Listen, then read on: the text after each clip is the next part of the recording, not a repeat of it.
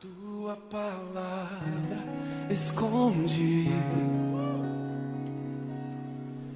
guardada no meu coração.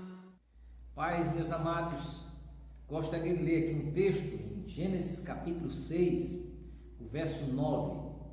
Diz: eis a história de Noé. Noé era homem justo e íntegro entre os seus contemporâneos. Noé andava com Deus. Talvez o ponto mais importante nesse versículo que li é a afirmação de que Noé andava com Deus. E eu creio que é isso que faz toda a diferença na vida de uma pessoa. É se ela anda ou não com Deus. E Noé está muito claro no texto que era um homem que andava com Deus. Agora, como é que a gente percebe que Noé andava com Deus? Quais são as evidências desse andar com Deus? Primeiro, eu creio que é uma coisa que podemos destacar é a comunhão de Noé com Deus. Quando o texto diz que ele andava com Deus, está claro que no seu dia a dia a presença de Deus era marcante, que toda a vida de Noé, todos os seus planos, projetos, suas atividades eram marcadas por essa presença. Talvez não seja uma coisa tão pública essa comunhão, talvez mais perceptível para aqueles que estão mais próximos de nós. No caso de Noé, a gente pode ter toda a certeza que havia essa comunhão, porque quando o texto diz que ele andava com Deus, significa um caminhar, uma intimidade constante com Deus. Segunda coisa, e essa está mais evidente, essa está mais exposta a todos, o texto diz que Noé era um homem justo e íntegro. Ou seja, uma coisa que revela o nosso andar com Deus é o estilo de vida íntegro. Noé, queridos, vivia numa geração corrupta, numa geração que vivia de costas para Deus, numa geração totalmente alheia a Deus e a sua vontade.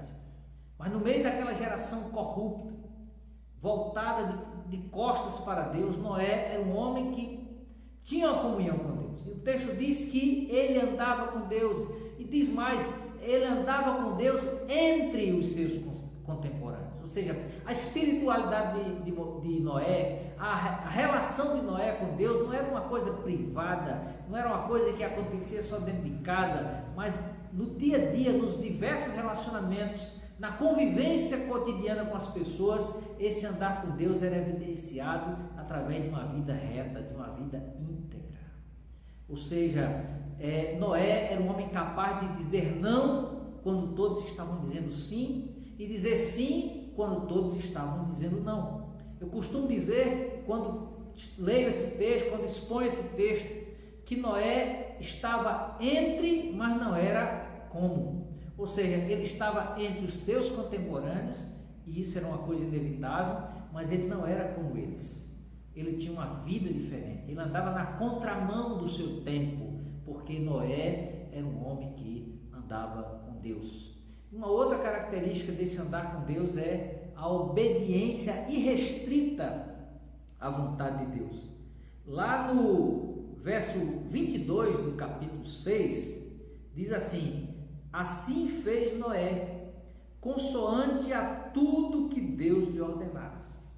Ou seja, Noé andava com Deus, e esse andar com Deus era também marcado por uma irrestrita obediência. Deus deu a ele a tarefa de construir uma arca, um projeto audacioso, trabalhoso, mas diz o texto que Noé fez tudo conforme Deus ordenara. Andar com Deus não é um discurso, andar com Deus não é uma coisa apenas que a gente diz, mas andar com Deus é algo que a gente vive. E a gente olha para a vida de Noé e o que a gente percebe é que esse andar com Deus se manifestava na comunhão com Deus, se manifestava num estilo de vida íntegra, num comportamento que contrariava a lógica do seu tempo, o comportamento do seu tempo, os valores do seu tempo, porque ele andava com Deus. E uma terceira coisa, esse andar com Deus se revelava na obediência.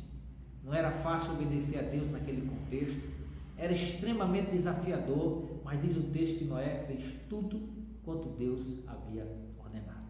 Meu amado, nesta hora eu quero desafiar você a pensar, levando em conta a experiência de Noé. Nós estamos vivendo no meio de uma geração corrupta.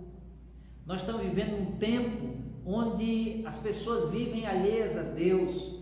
Nós estamos vivendo num tempo de extrema secularização, ou seja, onde parece que Deus se tornou desnecessário, onde os valores vividos nessa sociedade contrariam os valores ensinados na palavra de Deus. É nesse tempo que o nosso andar com Deus precisa estar evidenciado na comunhão com Deus, no estilo de vida íntegro e também na obediência irrestrita à palavra de Deus. Deus desafia a mim e a você, nesse tempo, a vivermos uma vida íntegra, uma vida reta, uma vida de comunhão e de obediência na sua presença.